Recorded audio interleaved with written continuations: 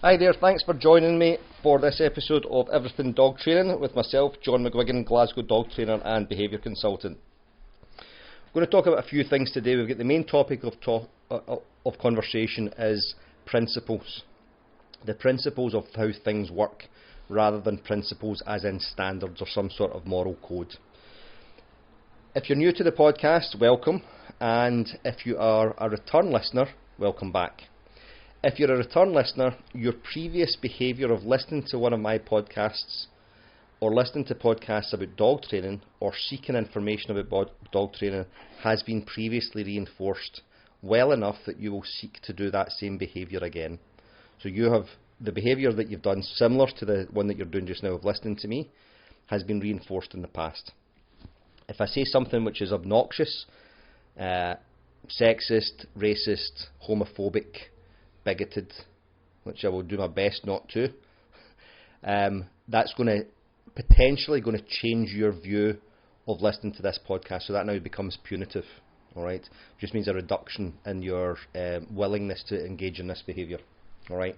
Now I imagine that most of you, and I would dare say everybody or almost everybody, is listening to this podcast from your own free will. You're choosing to spend your time listening to this podcast and you've chosen to do it. You can pause it when you want to, you can come back to it, you might skip through this episode or you've maybe skipped through one of the other episodes that you've not found particularly interesting. But you've got a choice on whether you engage in doing this and how you engage in doing this. Right, now no matter how much, imagine it's one of your favourite activities to do, and I usually put one of these out once a week. Imagine just for a second, let's suspend disbelief. And this is one of the highlights of your life, that you're waiting on a new podcast episode from me dropping, okay, which usually happens on a Friday or a Saturday. Alright, so that's the enjoyment that you get from this. Now let's pause for a second, and we're just going to imagine a scenario in where somebody, at the risk of unpleasant consequences, and the consequences for you not listening to the podcast are painful, uncomfortable, or cause you fear. Alright? So you listen to the podcast, and if you don't listen to it, even an activity which you enjoy, that's going to happen.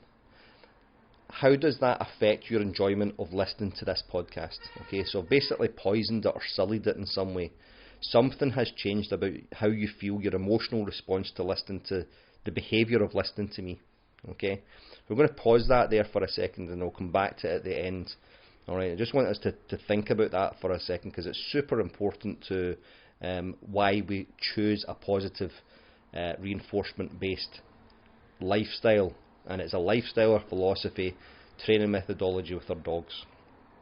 Alright, now we're going to talk about the principles of things, core principles or fundamentals of how things work.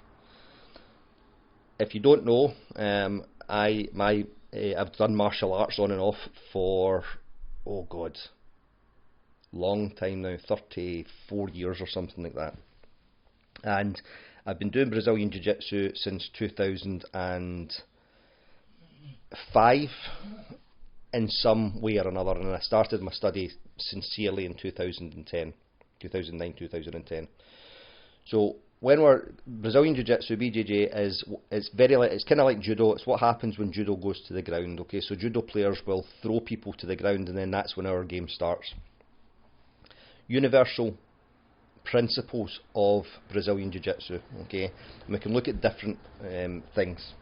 So the universal principle of a throw, okay, of basically getting somebody from a standing position onto the ground, is that I have to off-balance them. Okay, so that's basically moving their shoulders out of alignment with their hips, off-balancing them in some way, and then preventing them from regaining their balance. Alright, so off-balance them and then attack the part which is going to try and rebalance them. Alright, and if I do that well enough, or if I do that at all, I will trip somebody or throw somebody to the ground. Okay, so that's a core principle of judo or wrestling type throws. Alright.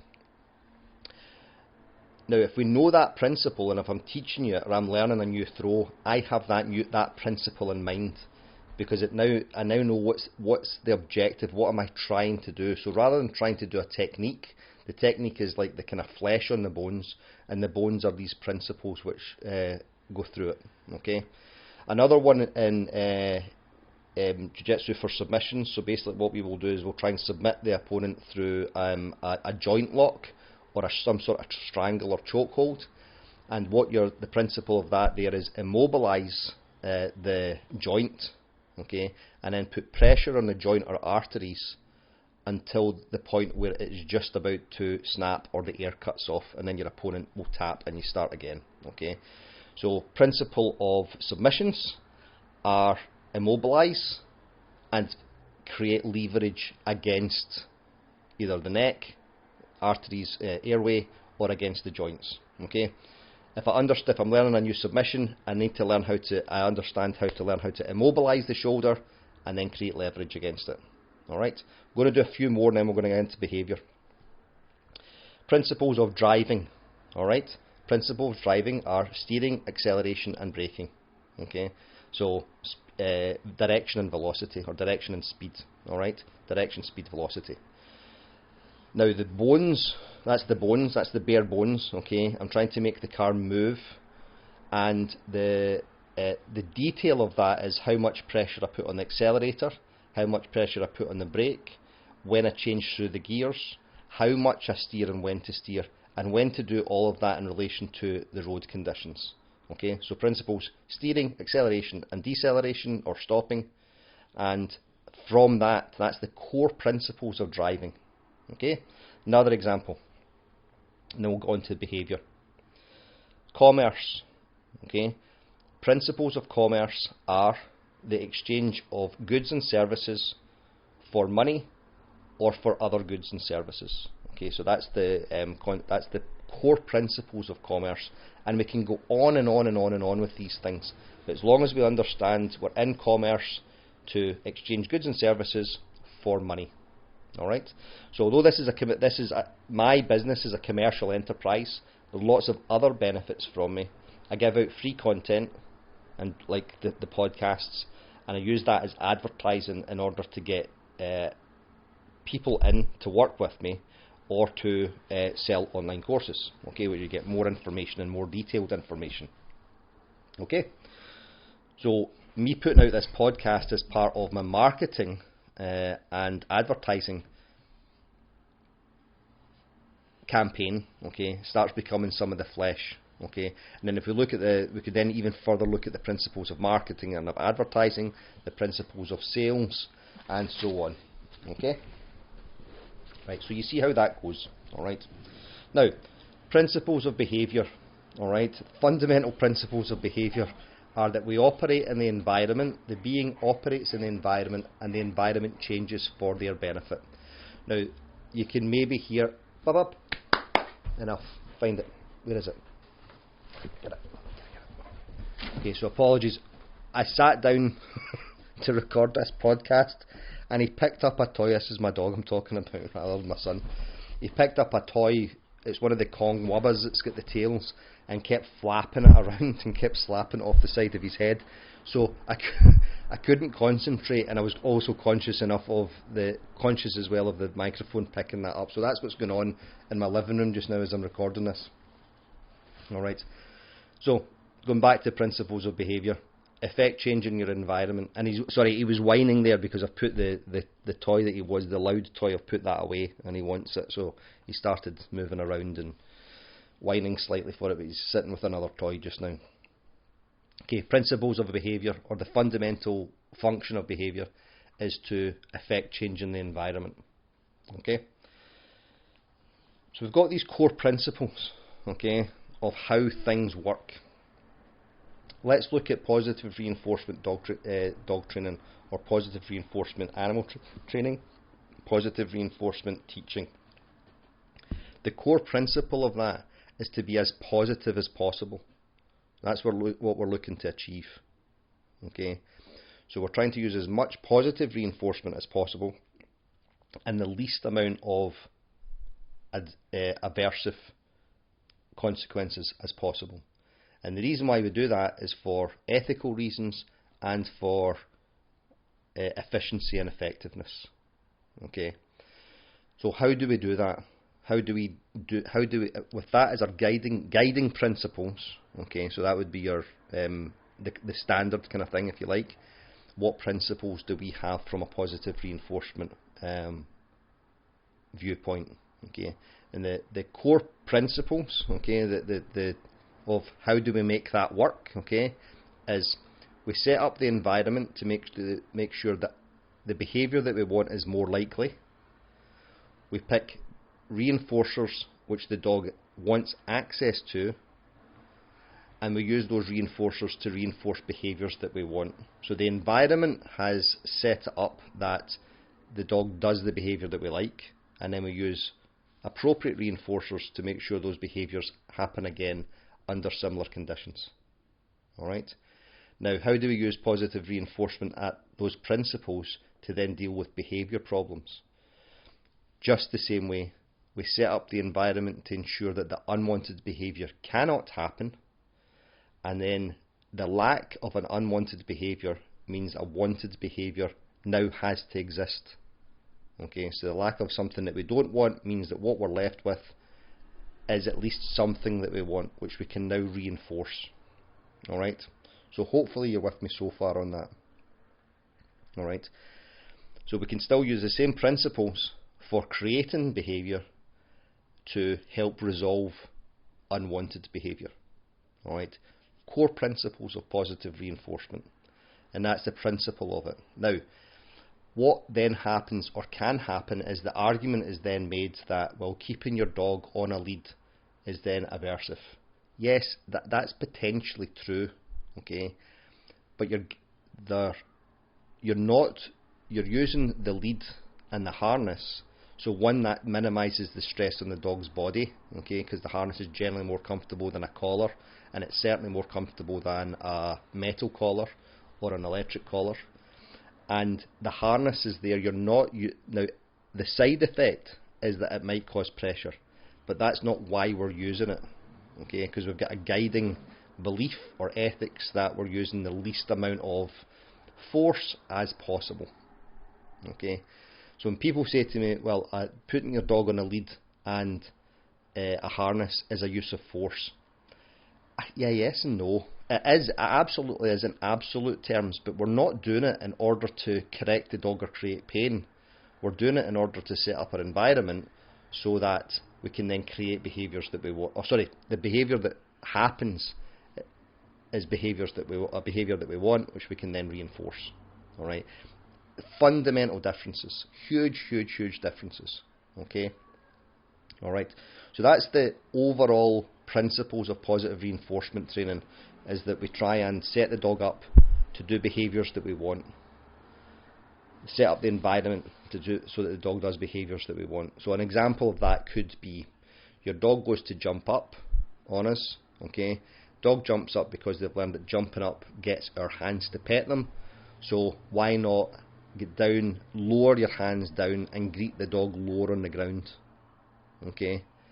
So and you could maybe even use your hand to block the dog from jumping up. So you're just putting that boundary in place. Now, the dog jumping up and hitting your hand might be mildly punitive, okay, but you're doing that, one, to protect yourself, and then to say, but if you keep your 4 feet in the ground, I will pay you there. Alright, and there's huge differences between setting up your environment so that the dog can do behaviours that you want, and then allowing your dog to do behaviours that you don't want in order for you to correct them. There's just massive differences in this. Okay, now the terms I'm going to use here are so I don't ever refer to trainers that don't use positive reinforcement based training as balanced trainers. Okay, I absolutely detest the use of that word, because I think it's a lie. Okay, they're using that term because they're basically saying, well, you can use things that the dog likes and things that the dog doesn't like. If you are new to training and you've not heard these terms before, positive reinforcement is one of 4 contingencies, and then there's a 5th non-contingency if we want to get geeky about it. But there's positive and negative reinforcement, and there's positive and negative punishment. Okay, and I'm not going to get into a big explanation of what they are, but there's these 4 contingencies. And what so-called, in quotes, balanced trainers say is that they use all of these. Okay, so they basically balance the dog between using things the dog likes and things that the dog doesn't like. Alright, so that's their starting point. Okay, but there's nothing balanced about that anyway, and it's because the contingencies aren't balanced. And the reason why the contingencies aren't balanced is because we've evolved for them not to be balanced or in balance. So think about this. You have one good experience with, let's talk for sake, we're talking sake, a Thai green curry, okay, or tequila. Right? Okay, we'll use those 2 examples. You have one good experience with that, perfect, and you're going to have another one. Okay, so next time you're in the mood to have a tequila or a green curry, you have that again. Alright, now you will continue to do that as long as you're having good experiences with them. Now say that you get a bad batch of curry, or you drink too much tequila and you make yourself really, really violently, physically sick where you vomit. So what happens, and this is not from experience, okay, I don't drink, alright, but I know enough people, if it's not tequila it'll be something else, it'll be gin or beer, something else, okay, and I'm not making any moral judgment on anybody who drinks alcohol. You drink too much tequila and then you vomit, and then when you vomit back up, the taste of the tequila coming through your vomit now creates an emotional experience so aversive that you then never want to touch tequila again. Okay, and it's what's the word that they use for it? Some type of therapy. It'll come back to me. Okay, use this for smoking. You can, really strong smoking. All right, strong cigarettes. Aversion therapy, I think it's called actually. All right. Anyway, so you vomit up your belly full of undigested tequila, and then people will say, "I'm never drinking tequila again," because that experience has been so poisonous. Now, it doesn't matter that even though you've had 100 good experiences with tequila before that. Now, imagine for talking sake you've only had one good experience with tequila. You now have nothing to rely on, and you have that really bad experience. So the bad experiences massively overwhelm the good experiences. The reason why this happens, it's from an evolutionary point of view. Evolution is real, I've said this before, okay? We've evolved to understand that bad experiences are dangerous, okay? So that's why we learn so heavily from bad experiences. And it's because from an evolutionary point of view, we have to learn well and quickly, and it rewires your nervous system, your neurology, to make sure that I don't even need to think about it the next time I'm back in that position. And it's because if we don't learn from that and learn from it really, really, really, really quickly, we could die, okay, or become seriously injured. So our prehistoric ancestors walking through the woods stopped to smell a flower or enjoy the sunny day or a nice vista, okay. That doesn't matter if they don't hear the bear coming up behind them. So that snap of a twig in the woods has to have relevance, because it could be the bear, okay. The flip side of that is it could be a prey animal that they're hunting. So it's either it is dinner or your dinner. And if you don't listen to excuse me, if you don't listen to the snap of the twig and don't realise it's the bear, you're not going to be around any longer on the planet to enjoy the smell of the flower or the vista or the sun in your face, okay. And that's why these contingencies are not balanced, okay. Susan Schneider, who has written an excellent book called The Science of Consequences, I think in her book she says it's either for every good experience we have to have for every bad experience we have to have 3 good experiences in order to neutralise it. Now this is just an opinion. I don't know how she came to that conclusion, but I actually think it's significantly more than that. Alright, I think that we need to, in order for us to hugely overwhelm the bad experiences in our life, we have to create lots and lots and lots of good experiences. Alright, so they're not in balance anyway, these contingencies, they're just not in balance. So the core principle of balance training is I can just pick from that one, or I can pick from that one. Now, going back to what I said at the start of the hour about listening to this podcast, even if I train entirely positively with my dog, so I had a conversation with a trainer a long time ago at Crufts, and it was from a education provider, and I asked them what kind of training methods that they used, and they said, well, we teach the dog so that the dog knows how to do it, and then if we know that the dog knows how to do it and they don't do it, we then give an aversive correction. Okay, so it'll be use of a choke chain or slip lead or prong collar. Okay, now my question to that is, if the dog knew how to do it, surely they would do it, and if they're not doing it, why are they not doing it? And the reason they're not doing it is not because they're disobedient or stubborn. The reason why they're doing it is because something else is going on in the environment. Question of motivation. Not enough motivation to do that behaviour, or motivation to do another behaviour in that moment. Alright? Now, I can teach my dog positively, entirely, right, through positive reinforcement. But the second I start introducing those aversive training contingencies, to say to the dog, I have asked you to do this now, I am assuming that you know how to do it, and I'm now going to make you do it if you don't comply.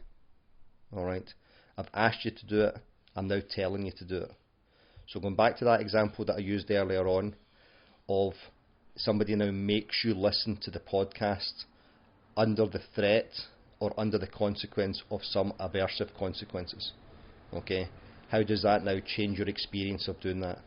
So the reason why you're now listening to the podcast, or the dog is engaging in that behaviour, is now not entirely about accessing the positive reinforcement, the good thing that you're listening to. You're now listening to it because I'm worried about getting that bad thing that's going to happen. Okay? So this is, they're just differences. They're differences in methodologies and philosophies, and I am going to say it, they're differences in ethics, differences in belief systems, and they come from a whole variety of influences: your upbringing, your view on life, your political persuasion, what books you read, what stuff you listen to on the radio, what podcasts you listen to, and so on. Alright, so we've got a few things going on there. Alright, I just wanted to try and build some clarity, or bring some clarity to these underlying foundations which we can now build on. So to finish up on a higher note, okay, than the last 5 minutes, if the principles of positive reinforcement are, we set the environment up so the dog does the behaviour they will want, that we want, and reinforce those behaviours so that they happen again. The nuance and the meat on the bones, or the leaves on the tree, okay, or the leaves on the branches rather, are now when to reinforce, okay, with the timing of that. What reinforcer do I use? So I'm working with a young, not a young dog, she's a 5-year-old retired police Malinois, okay, and the dog has been super motivated her entire working life by a ball. Okay, the ball has been the big reinforcer for her, but she's now living as, she's a retired dog, so she's living in a pet home as a dog from a working background. So there's going to be some adjustments that are made. Now I put in I did a little video and I put up on my socials of teaching her how to relax, and somebody said, why aren't you using the ball? It says, because the ball isn't conducive to relaxation. Chasing the ball or picking the ball up isn't conducive to relaxation. So that now becomes the nuance of the how, where, when and why of what reinforcer to use.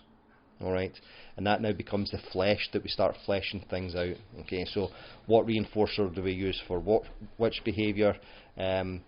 Taking into more flesh in the bones might be taking into consideration the amount of exercise the dog has had in the previous 5 minutes, 10 minutes, hour, 12 hours, day or week. They all affect behaviour. And if we've got all these things in mind, it means that we can set our environment up more and more for success. Alright? So hopefully that's been successful. Alright? If you know anybody that would benefit from this, please send it on to them. You can contact me through, get me through my socials, okay? Glasgow Dog Trainer, you'll find me on Facebook, Instagram and YouTube under that, at Glasgow Dog Trainer. You can email me info@glasgowdogtrainer.co.uk. If you've got any questions or any topics that you want me to cover, ask away. Okay, I do a Q&A session, a Q&A podcast. I'm going to try and do that fairly regularly, so I've got one in the pipeline. It'll either be the one before this one that you've just listened to, or there'll be one that's coming next week, where I ask people to send me some questions in and I can try and answer some of them, or give you at least some guidance towards them. Okay, so much love to you guys. Catch you next time.